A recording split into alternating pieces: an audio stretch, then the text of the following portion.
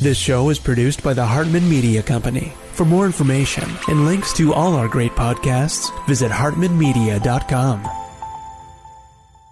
If you thought making money on real estate was just for big spenders, you're in for a surprise. There are investments out there that require very little cash up front, yet have the potential for outstanding returns.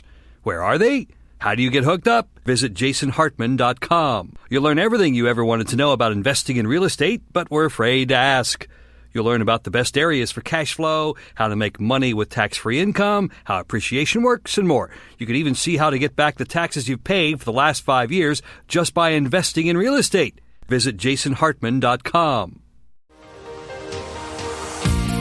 Welcome to the Creating Wealth Show with Jason Hartman. You're about to learn a new slant on investing, some exciting techniques, and fresh new approaches to the world's most historically proven asset class that will enable you to create more wealth and freedom than you ever thought possible. Jason is a genuine self-made multimillionaire who's actually been there and done it. He's a successful investor, lender, developer, and entrepreneur who's owned properties in 11 states, had hundreds of tenants, and been involved in thousands of real estate transactions. This program will help you follow in Jason's footsteps on the road to your financial independence day. You really can do it. And now, here's your host, Jason Hartman, with the complete solution for real estate investors. Welcome to episode 2176 and greetings from a river cruise somewhere in Germany. We are on our way to Germany, our first port of call here after leaving Amsterdam, and it is 62 degrees Fahrenheit. So it's chilly out here on the deck if you are looking at me. And I must say one more thing. If you are watching on video, you're probably asking, what is this weird fuzzy thing Jason has on his neck? Is that a new necklace? No, it's not. For those of you in the sound world, knowing how to do audio production and so forth, you'll know that this is a dead cat microphone screen that helps block out the wind. So dead cat. I don't know. That's just not politically correct. But anyway, that's what they call it. So here we go. We got a couple great things to talk about today. Let's first talk about the labor market. You know, remember when I shared with you a quote from that book, When the Boomers Bail? When the Boomers Bail, I shared with you a quote from the author who said, if you talk to a business owner, tell them that everybody they will hire in the next 25 years has already been born. And that speaks to the incredible scarcity we have in the labor market. This is not only a US phenomenon, but it is a worldwide phenomenon in so many markets around the world. You know, being on this river cruise, I was on the same cruise line on another river cruise on a different river exactly 1 year ago, pretty much 1 year ago, today almost. And I have noticed that they are cutting down on staff. Now, they're hiring a lot of foreign workers that are not very expensive to hire, but even they are cutting down on staff. When I was on our celebrity cruise that we hosted just about, 2 months ago or so, and then on the Real Estate Guys, also celebrity cruise, and then on that cruise in Europe, same brand, same cruise line, 1 year before, I noticed that the staff is getting scarcer. And I talked to the workers and they said, yeah, the housekeepers are now in charge of more rooms than they used to. It used to be 12 rooms, now it's 16 rooms. So they're just working everybody harder because of this labor shortage and because, of course, these companies are trying to get maximum efficiency. But what does this mean? What does it mean to you as a real estate investor? What does it mean to your tenants? We've got to think about what it means to them. And what does it mean about inflation? Well, it means that inflation is going to be with us for a long time, in my opinion. It's going to be the new normal. Wages are going up, and that means rents are going to go up because the wages create inflation, and wage inflation is a very, very sticky type of inflation. It's one that will last a long time. So very important as we see this labor shortage. The chart on the screen shows available U.S. workers relative to demand, and you can see that there is a 2.6 million worker shortage. We always talk about the housing shortage, but we also have to look at the labor shortage. Now, how are companies going to solve this problem? Well, of course, they're going to try and do it with technology, and they're going to succeed to some extent. And we've all talked a lot about artificial intelligence, AI, what does it mean? But it doesn't deliver everything. The robotics component is particularly complicated. We've seen robotics that are supposedly so advanced, find it very difficult to do the most basic things, And look at this interesting statistic. McKinsey found that the number of open jobs per available worker in the US increased more than 7 times between 2010 and 2023 in a 13-year period. So this labor shortage is very, very significant. It's going to be with us for a very long time. Intriguingly, this tight labor markets mean workers can demand higher wages, particularly in sectors like healthcare, construction, leisure, and hospitality, where shortages are most acute. We've talked a lot about the construction sector, how the average construction worker is about 50 years old nowadays. So particularly home building, home prices getting more and more expensive. And if we have time today, we're going to talk a little bit about insurance and how that relates to construction costs. So again, what does this mean to us? It just means sticky inflation. And we love inflation in so many ways because we get to take advantage of inflation-induced debt destruction. We've got the world's best hedge with the packaged commodities investments that we have, the natural ingredients to our properties, and it's just going to benefit us. Okay, by the way, be sure to join us the second Wednesday of every month for our monthly Zoom meeting where you can participate and get your questions answered. It is an interactive meeting, and this month we are talking about the Alabama market, several Alabama cities that offer great investment opportunities. As many of you know, Florida prices have gone up quite a bit, and that market is retrenching a bit now. So Alabama is really what we like at the moment. These things are dynamic. They always change. We are area agnostic, so we recommend the markets that make sense at any given time. For our prior clients who have properties that are stabilized in the markets we're not recommending at the moment, they're great. The thing they should do is just enjoy their fantastic return on investment. But the focus at the moment is on the Alabama market when you're looking at the southeastern United States. Of course, we have other markets. Of course, we have Tennessee, we have Arkansas, and then up in the more northern markets, we have Indiana offering some great opportunities as well. But this month's Zoom meeting will be a deep dive into several Alabama cities, and we look forward to seeing you there. You can always register every month for those at jasonhartman.com/Wednesday, jasonhartman.com/Wednesday, second Wednesday of every month. Save the date, make it a recurring appointment on your calendar every single month, second Wednesday of the month. Okay, let's talk about insurance. Now, you have all read the news, or maybe you have received your own insurance bill, and these bills have shocked you a bit. So the first thing I want to say is don't panic. Remember, your properties, just like any corporation, they are pass-through entities. What happens when they raise the minimum wage? What happens when expenses go up? The companies simply raise their prices. This is Economics 101. It's extremely simple. It's not rocket science. So when the costs go up for a company or a landlord or an investor or anybody, they simply raise prices for the consumer. That's what always happens. These are pass-through entities, just like a company, just like a business.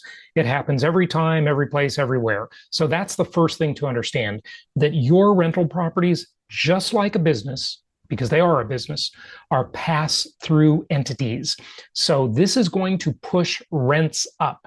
However, the thing you also need to realize is that it's not nearly as significant as it seems. And by the way, if you can hear background noise, that's because the river cruise I'm on is now docking in Germany. So we are docking in Germany right now, and that's the background noise. If you're watching on video, you can see the scenery out the window here of my stateroom. Okay, so let's look at the actual insurance increases. How much has homeowners insurance increased in some different markets around the US? Well, nationally, all over the US, the prices are up about 11.3%, and they've been going up for many years. Now, insurance companies are always, I'll say, socializing the cost of insurance. They look at their risk pool and they look at all of the homes in their risk pool and they socialize the cost of the insurance claims amongst all of their customers, all of their insured. Of course they do that. We understand how insurance works. However, one of the things you have to realize, and I'll use Florida or any hurricane affected area as an example, because in my home state of Florida and in all of the Gulf states, any place that's affected by any sort of natural disaster, especially hurricanes, you've got to realize that the stuff you read about these massive insurance rate hikes really are the older homes that are not built to the new codes. So when you've got these much, much older homes that interestingly have been standing for 50 or 75 years, right? They are the ones where you've seen these massive, massive increases. You're going to be surprised. And if you're watching on video, you see the chart. You can just pick a state and you can look at this chart and see where the prices are up and where they're, and by how much. So Texas is the worst in the country. Their insurance prices went up by 23.3%, 23.3. Now, Arizona and Utah, you wouldn't think their insurance would go up because these are two areas that really aren't affected too much.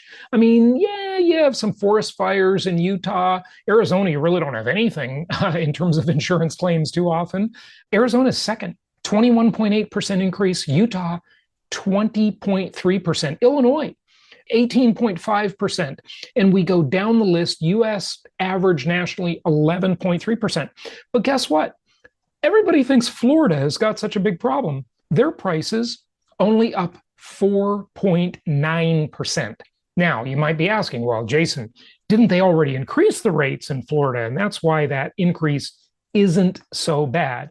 Well, you are partially right, because over the years, if we look back in Florida, a very much affected area, we look 2018, 2019, 2020, 21, 22, and 23. Let's take a look at Florida. We had the biggest price increase year over year was 10.9%, still far from the worst nationwide. And last year, it was up 9.6%. And then this year, 4.9%, or I should say 22 to 23, just correcting myself there. So again, when you have the newer homes built to the new hurricane standards with impact windows, with block construction, the prices of insurance haven't really increased very much for those. Where you've seen these massive increases that you hear about in the media and read in the media, those are the older homes that aren't built to the new codes, and they are much more susceptible to big, big claims, as we know. My personal residence in Florida, built to the new construction standards, a 2018 build, okay, really did not see huge insurance price increases over the 6 years that I lived there. So again, you've got to really peel back the layers of the onion and understand what is truly happening here and really examine it. But also understand, of course, all this is just a pass-through entity. You're going to pass this cost on to your tenants, as every landlord will, as costs increase, whether they be for insurance, property taxes, maintenance costs, whatever it is. Every investor makes that decision. Should I continue being an investor, or should I sell this property to somebody else? And if they say, well, I'm going to continue, they're going to raise prices and pass them through to the tenants. Let's take a look at what this says, because there's some pretty good commentary from our friends at Resi Club here about this insurance issue. It says, well, insurers are already pushing state insurance commissions for bigger increases in 2025. Some experts in the space believe that the biggest shock from the inflationary run has already worked through the insurance market. This is going to surprise some of you. Check this out. quote, there has been significant rate softening within the past 4 months, with more capital coming into the insurance market. Natural catastrophe business within the insurance almost works like a commodity. Once everyone feels prices are high enough, companies start dumping capital into insurance markets until prices soften and or a hurricane or large catastrophic event happens. Unless there is a significant event in the US this storm season, which is definitely possible, I would expect to see lower premiums for apartment owners, REITs, those are real estate investment trusts who commonly own big apartment portfolios, and in general, most real estate portfolios. But I do think about 3 or 4 months ago was the top of the business cycle when it comes to commercial insurance rates. Now, this all sort of passes through the residential industry too. It's all kind of one and the same, right? And you will see policy premiums fall with new domestic and international capacity in the marketplace. Once larger scale commercial falls off, I do think you will begin to see the residential insurance piece begin to fall off. An underwriter in the E&S property space who'd prefer to remain anonymous told Resi Club this week. So folks, this insurance thing is not nearly as big a deal as people are making it out to be. If you have a newer property, you haven't seen your premiums go up that much. Of course, they do go up a bit, even if you don't have claims, because it is socialism. Essentially, that's how insurance works. But again, the price increases really aren't that bad unless you have much older properties that are not built to the new codes. All right, we are going to make this a topic of one of our upcoming Empowered Investor Pro calls. If you're not a member of Empowered Investor Pro, well, you need to have your head examined because it's going to cost you so much money not to be a member and not to get the inside scoop and all of the resources we offer with Empowered Investor Pro. But some of this you can take advantage of on our monthly Zoom calls, which are open to everybody. Be sure to register for the next one at jasonhartman.com/Wednesday, and we'll look forward to seeing you there. Happy investing. Let's get into it. So what are we here at Rebel Capitalist for? Well, we're here to talk about enhancing our freedom, protecting our freedom, all of that good stuff. But we're also here to talk about our financial lives and making money, right? How many people like that? Let's talk about making money. Let's talk about some of the world's best investors. And let's see if we can learn from some of the world's best investors. Now, there are many others that aren't pictured here, right? But let's just talk about a few of them real quickly, okay? And let's look at their returns and see if we can come close to their returns or even beat their returns in terms of ROI, return on investment. So, Jim Simons, how many of you are familiar with Renaissance? This is the most successful hedge fund, and his returns are phenomenal. He's a math genius, and he really figured out the market. So, 39% last year. Pretty phenomenal, right? Okay, what about, you all know Ray Dalio? Maybe you've read some of his books. They're good. 34% last year. I mean, these are the world's best investors with the highest return on investment. How about Bill Ackman? 27% last year. Pretty phenomenal. But I'm saving the best for last. The person we really need to emulate, without a doubt, the world's best investor. Who do you think it is, folks? It is Nancy Pelosi! This is definitely the world's best investor. 65% return on investment, this criminal. I mean, unbelievable, 65%. There is an account on X. I'm not calling it Twitter. It's X. Aren't you glad Elon bought it? There's some place that has free speech left, right? Yeah, give a hand for Elon for sure. On X, there is an account called Pelosi Tracker. I think it's called Pelosi Tracker, and it tracks all of her crooked investments with insider information and so forth. And when Twitter was under the old regime, they banned that account multiple times. But now, with Elon in charge, someone who actually has some principles, and I'm not saying Elon's perfect by any means, he's not, but at least, it is a freer place. That account remains, so it's great. All right, so big question in real estate and in the economy everybody's talking about is there a bubble, right? How many people think there's a bubble? How many people thought there was a bubble in 2015, 2019? During COVID, certainly, you thought everything was going to crash and there would be a bubble for sure, right? And, this bubble discussion really isn't as simple as it appears. Because as humans, we make a lot of mistakes in our thinking. But one of them is definitely the idea that just because something was a certain way, that it has to revert back to the certain way.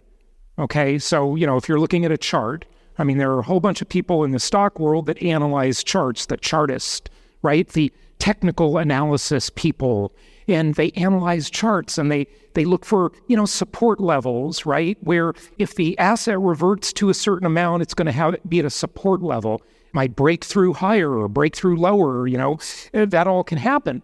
And people do this with real estate, and that is a mistake because real estate is not a fiat asset like stocks. Stocks really are fiat, like fiat money. Now, fiat, of course, means by authority, by decree. The dollar is valuable because they said it was, right? That's fiat. There's no limit to the amount of stocks that can be created. That's a paper asset, just like dollars. But real estate, or especially, I should say, improved real estate, especially housing, which is what I'm a specialist in, is a very sticky asset, and it's very difficult to produce more of it. And that's a great thing when you own it, because it is very difficult to produce. So maybe you've heard this old riddle, okay? And the riddle goes like this, what do you call a developer, right? Who wants to build properties? Someone who wants to build a house at the beach or in the woods, right? That's a developer. They want to build something. What do you call an environmentalist? Someone who already has a house at the beach or in the woods, right? Because as long as they've got theirs, they don't want anybody else building anything else, right? This NIMBY, not in my backyard, hypocrisy, it's all over the place. But it is very hard to produce new, improved property. There's all kinds of restrictions. It's super difficult. And it's not just land use restrictions, which thankfully are opening up a little bit. There's a lot of push to do this. But it's also just the restrictions of the commodities. I have a strategy I've been teaching for 20 years. It's called packaged commodities investing. And what it really talks about is how I don't love real estate. What I do love is commodities, the ingredients of real estate. Concrete, glass, steel, copper wire in the walls, tons of petroleum products, lots of energy that it takes to build a house, right? All of these things are in limited supply. They're commodities that are traded globally. Every human being on earth needs all of these commodities, the lumber, all of these ingredients of a house, right? And they have intrinsic value because it doesn't matter if they're traded in the yen, the euro, the dollar, the peso. It doesn't matter. The value is pretty much the same worldwide. And so these commodity assets, when packaged in the form of a house, get a special bunch of treatment and a bunch of privileges that they don't get otherwise. You can go to the commodities exchange and you can buy all these things, right? Certainly you can invest in lumber. Simon will tell you about that. You can invest in copper, right? And, that's been doing its thing lately. You can buy all these things. But the difference is when you assemble them in the form of a house, then they get all this special treatment. They get tax benefits. In fact, they're the most tax-favored asset class in America. They get 3-decade-long fixed-rate financing. And that financing is subsidized by the government. So, George this morning was talking about all these people on government assistance of, this type or another. Have you ever seen so many young, capable adults being disabled?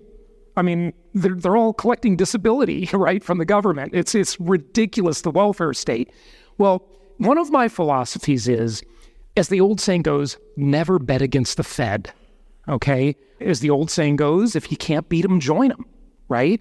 And I just want to basically game the system, and I want you to do the same, by aligning your interest with the most powerful forces the human race has ever known.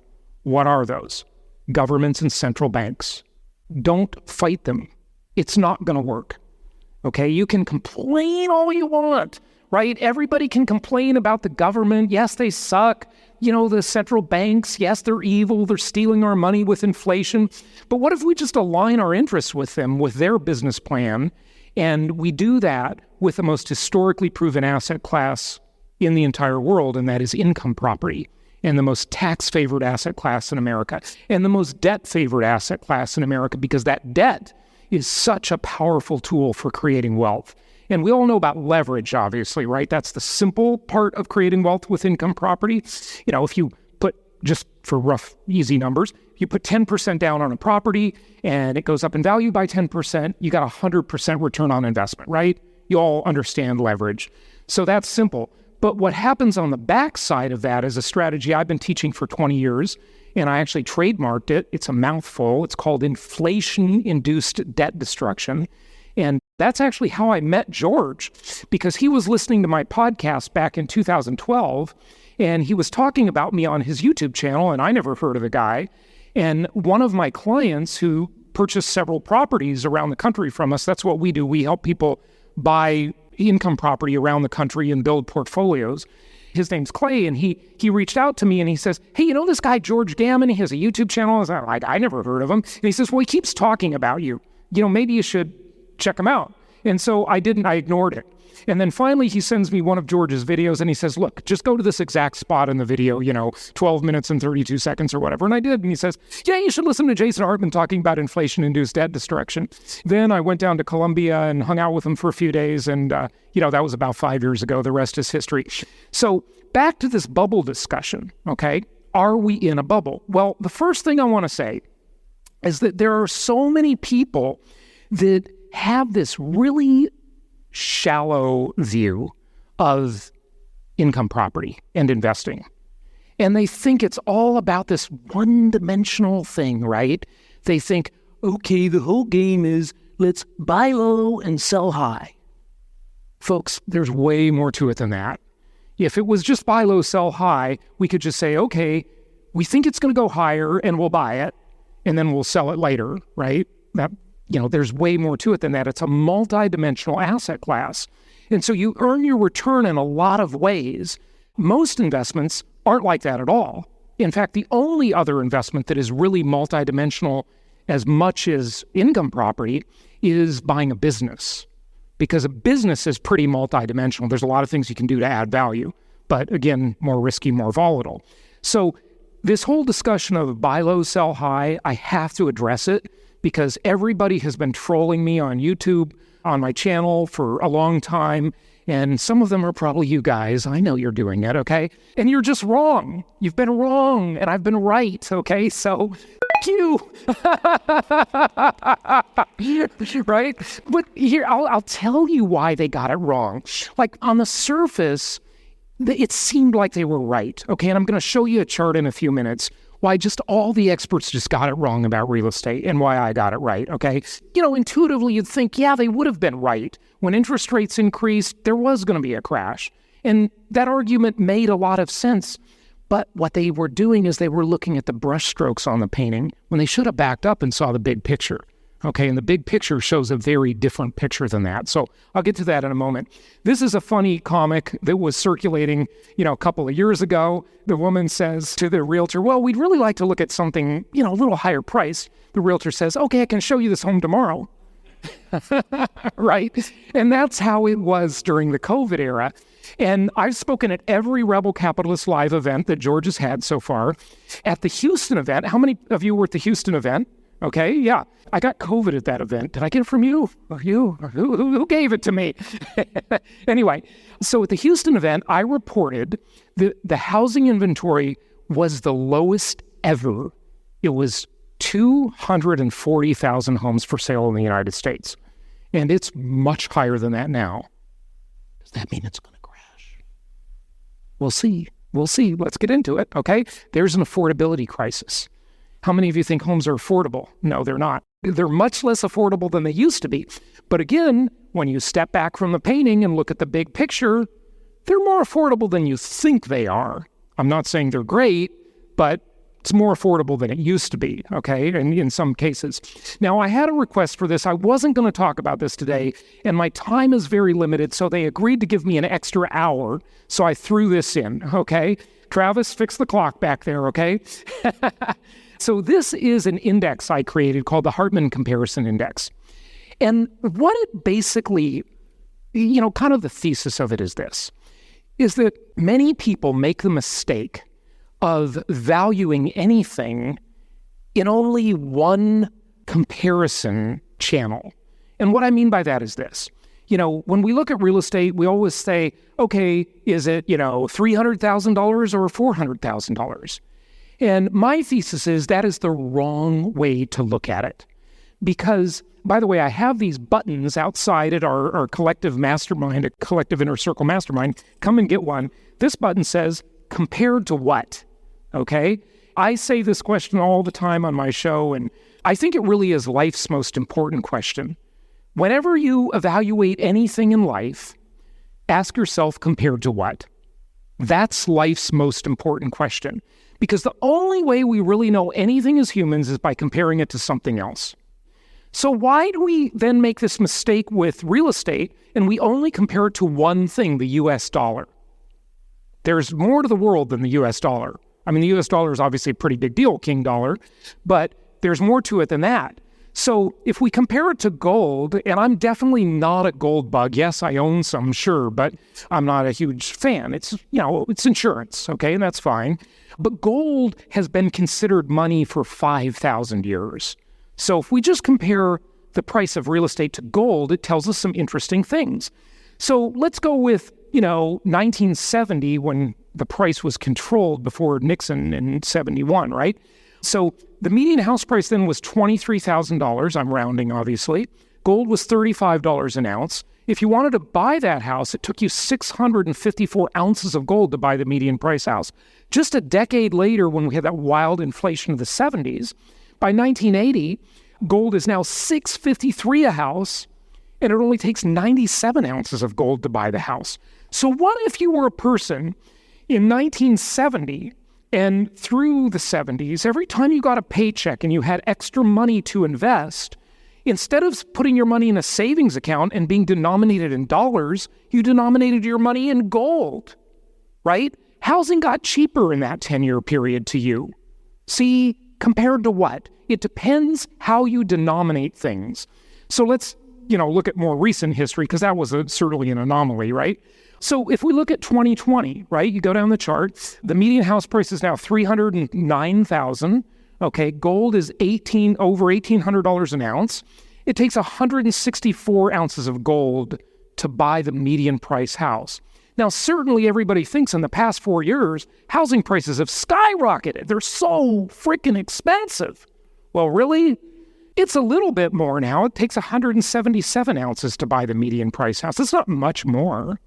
Okay, that's gold. Fine. Oh, well, here's the important question. George always says on his show, is it cheap or expensive, right? Ask yourself that question. And that's basically compared to what? That's a compared to what question. So based in gold, is it cheap or expensive? Well, let's look at oil, the most important commodity in the world, I would argue. In 1970, oil was $4 a barrel. Buy the median price house, you got to bring in giant truckloads of 6,400 barrels of oil to buy a house. Now, today, you can buy a house that's much more expensive. It's not $23,000. It's $400,000 now, right? For 4,700 barrels of oil. It got cheaper priced in oil. So why are we just thinking in dollars? Because hopefully none of you in this room are silly enough to be denominating your wealth in dollars, because you know for sure that if you do that, inflation is going to steal. I mean, inflation is a liar and a thief. It's a pickpocket. It's constantly debasing the value of your savings if it's denominated in dollars. You can't trust the dollar. Well, you can trust it, actually. It's very reliable. It always goes down in value. Okay? Super reliable, actually. So you can trust it that way, but you don't want to be in that, right? So priced in oil, is it cheap or expensive, right? Well, it just depends. Okay, let's talk about inventory for a moment. And I got to hurry here because I have like 4 hours of content for you. Okay. So low inventory, right? There's all kinds of articles that'll tell you there's a housing shortage, the inventory is low, here's another one, there's another one, right? Renters are losing hope that they can ever own a home because it's just so darn expensive. Okay. A Bankrate survey last month suggested that Americans would have to earn more than $110,000 a year just to afford the median price house. Well, Americans don't earn that much typically, right? The median income for a household is only $74,000. Okay, so most people can't afford a house. Yet, interestingly, how many of you are millennials? You complainers. Millennials, I'm a Gen Xer, so I'm a little older than millennial, okay? Millennials love to complain about how housing's so unaffordable, okay? And, they're sort of right, not completely. And so they complain, and they say things like this. Look, when my parents were 30 years old, they bought a house in a nice neighborhood with a white picket fence, okay? Just the American dream type idea, right? And I'm 30 years old, and I can't afford a house. So they complain about this. But what they don't consider is the age adjustment that has to be made compared to what, right? Millennials are on the slow life plan. They're taking it easy, doing everything later. They're, coupling up later. They're getting married later. They're having kids later. They're buying a house much later. Okay, they went to Europe, they became a digital nomad, they traveled around, they hung out in Bali, they screw around, okay, for a while and find themselves. And that's all great, okay? I mean, I guess you could say their baby boomer parents were taking acid at Woodstock. Okay, so, it's fair on balance. But anyway, millennials are doing everything 6 years later. So you have to compare the 30-year-old baby boomer parent to a 36-year-old millennial kid. And then they're about the same. Quit complaining, millennials. You're going to live 6 years longer, so you're just doing everything a little later, right? Okay, so that's the reality of the millennials. But just remember, income property is a multidimensional asset class. So if people move out of the buying market because it's so unaffordable, that leaves them in what? The renting market. And that puts upward pressure on rents. Now, that's not happening to any extreme degree now. Why?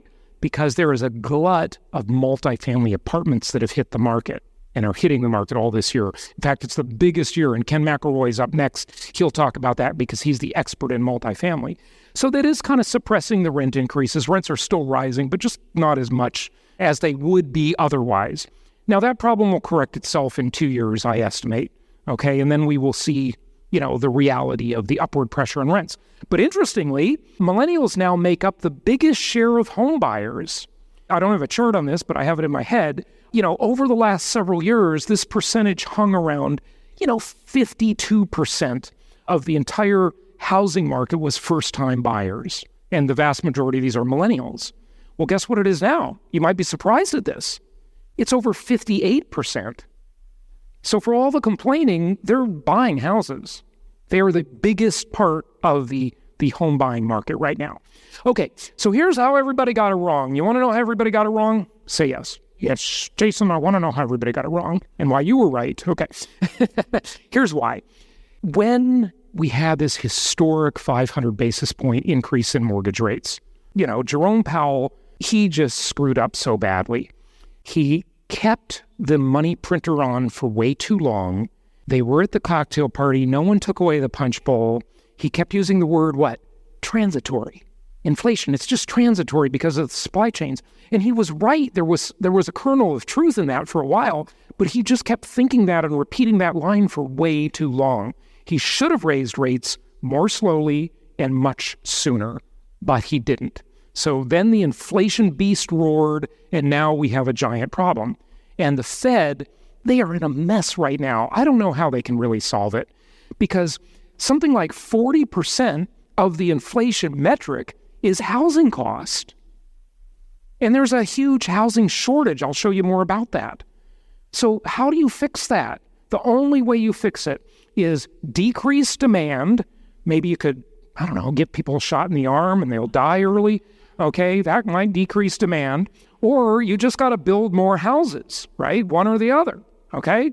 And that's it. That's all you can do to solve the problem. That's it. That's the whole equation. It's just simple supply and demand. But when the interest rates went up, housing prices had already run up during the COVID era dramatically, even though everybody thought they would crash then, and they didn't. So the prices went way up. Now the interest rates are way up, and housing costs became just completely unaffordable. Sales activity declined from about $6 million a year to under $4 million a year. That's why every realtor and mortgage person and title and escrow person, anybody around the real estate industry has been complaining like crazy. They've been starving. Activity went way down. Really, really tough situation.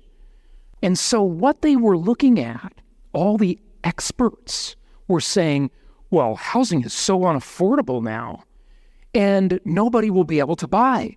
Okay, they're right. That's fine. But you know what they didn't look at? They were looking at the brushstrokes in the painting. They should have backed up and looked at the big picture. Here's the big picture.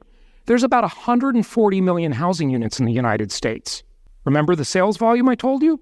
In a really good booming year, it's like, close to 6 million a year sales. Went down below 4 million a year. Okay. So since the rates went up, only about 8 million homes have transacted. Maybe a little more than that now, 9 million, call it. It's 140 million units. That means there's 131 million units where housing is not unaffordable to those people. Those people are insanely comfortable. They have 3% mortgages. Thank you so much for listening. Please be sure to subscribe so that you don't miss any episodes. Be sure to check out the show's specific website and our general website, hartmanmedia.com, for appropriate disclaimers and terms of service. Remember that guest opinions are their own, and if you require specific legal or tax advice or advice in any other specialized area, please consult an appropriate professional. And we also very much appreciate you reviewing the show. Please go to iTunes or Stitcher Radio or whatever platform you're using and write a review for the show. We would very much appreciate that. And be sure to make it official and subscribe so you do not miss any episodes. We look forward to seeing you on the next episode.